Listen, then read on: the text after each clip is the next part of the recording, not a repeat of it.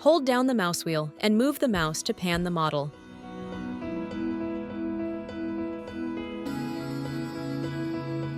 Hold down the right mouse button and move the mouse to rotate the model. Scroll the mouse wheel to zoom in or out. Press the F2 key to center the model in the current view.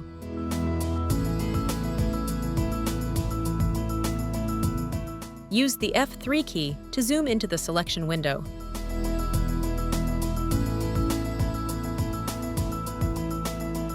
Restore the view before the last zoom. Zoom into the selected entity.